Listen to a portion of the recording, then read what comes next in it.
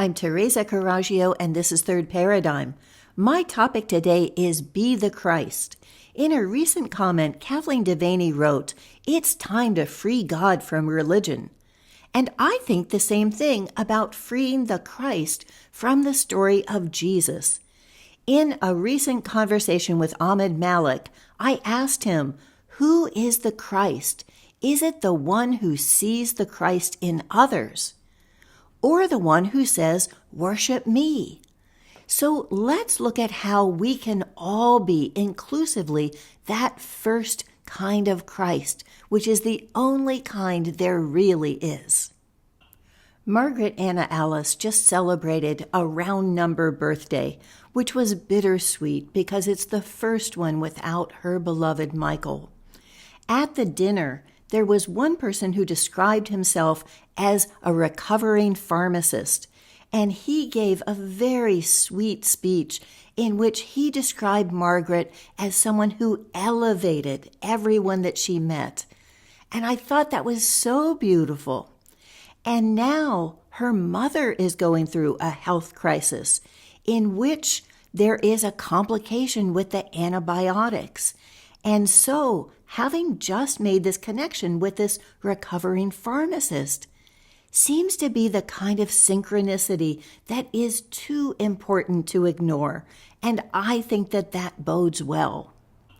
I had woken up this morning thinking there are just some people who make everyone around them just a little bit more alive, make them think a little deeper, vibe a little higher, laugh a little freer. And that's what I think is really the Christ. And Margaret is definitely one of those people. Someone else wrote about her that her logic and intuition were perfectly balanced, and looking at feeling and thinking that they're both working together, and her passion and compassion. Isn't that great? So I think that that's the male and female sides, and that we're all integrating that. And that is what the Christ is that integration of the male and female, the impulse, and then the fulfillment. That's what we're meant to be. In preparation for an interview with Ahmed in the new year, I was asking myself, what's the question that ties together all the disparate fields of research that I engage in? And here's what I came up with. How are false systems and false stories being used to make good people do bad things? And here is the result if we look at it that way. People are good, and therefore so is God. The two have to be tied. You can't go into this with this idea that there's us versus them, that there's good versus evil, that through that projection of that superiority, we are stuck in the archy, which is the different thing than the matrix. The matrix is a mother's network. The patrix would be a father's network. But the archy is the archons. It is the ruling over others. And that's the story that I think we need to challenge. No matter how feel-good the holiday is, it's not going to serve us to have a false story that can be used against us. Many are saying they can't wait for 2024 to be over. I wrote about my brother-in-law who died in January. For my sister-in-law, it didn't end there. Flying to Italy to spread his ashes, the airline lost them. Within a week, her phone had been stolen. When she got back, her computer was hacked with all of her accounts left in danger.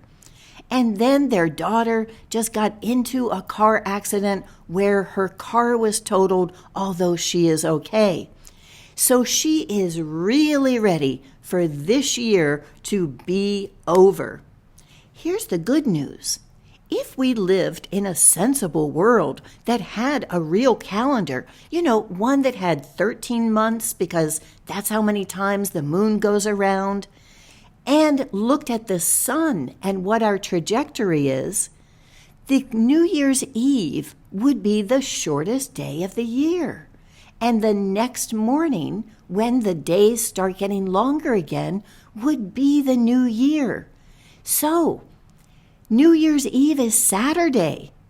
We can end this year and put it to bed and start fresh with 2025, which I have a very good feeling about, on Sunday morning. And here's the good feeling I have about 2025. I think it's going to be a year of collaborations. And I have kicked it off by having 3 collaborations in 2 days, which is pretty darn good for someone who had a reputation of not playing well with others. The first was with Visceral Adventures and Tonica, who did the Exquisite Corpse story, where one person starts it and then other people continue. And then Kathleen Devaney and I shared doing the falling action of Section 4. This was so much fun, and we got to work in wombats and square poos and a dominatrix nurse. And then I've been working with Mark Alexander, who is designing an app. And what we're looking at is using my retrometro.com website and putting up an imaginary simulation game of how my carrot system would work. And with that, we are putting in a map so that you can stake out your own home there. And the first thing we're putting in is Apocalyptimist Lane. So my women's group, featuring Kathleen and Margaret Anna Alice and started by Mary of the Art of Freedom, is the Apocalyptimist Club. And we are all going to have our own spaces and design this. And I think that is going to be really fun. We are going to have Wombat Way so that Isaac Middle can be in there. And I think we need a Platypus Plaza. I think you need to join. My third collaboration was with Amy Rosebush, the AI artist extraordinaire of What's in a Name Really. And I think that we should keep AI for those things that give us joy and lose it for things like customer service, where you just want to talk to a real person. And I've taken to thanking any real person I ever get on the line. So what we're working on is taking the origin story of A Course in Miracles, something that generally makes people's eyes glaze over and say, I just can't go there. I think it can be explained in a children's book, and that's what we're working on, one called Dragon Dreaming. So if I can take the whole secret of the universe, the ultimate reality, and put it into a children's book, won't that be fun? A Course in Miracles says that only the loving thoughts of the Christ are real in this world. That means you. Bring that world into being. Sprinkle compliments like confetti. When my daughters were small, the question that I would ask before bedtime was 3. 1, what has someone done nice for you today? 2, what did you do nice for someone else? And 3, what did you do that you might wish you had done differently?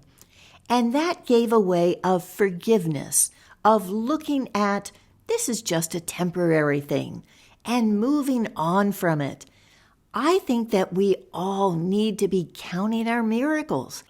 I've taken to telling people that they are going to be the miracle I count that night, like the cute woman in the pink knit cap who told me which eggnogs had filled her with regret and which ones I should buy instead. And when I said that I had traded in my half and half for eggnog in my coffee, she high-fived me for leveling up the holiday. So you don't need to change anyone's mind but your own. Just let that light in and see that spark of divinity in every other person, and that is more than enough. But if that isn't enough for you, here's one in the same vein from 2 years ago, just before my daughter's wedding, called Winning Hearts, Changing Minds. And this one is from Christmas last year on You Are the Christ. Thank you for being a community that has definitely upped my vibe.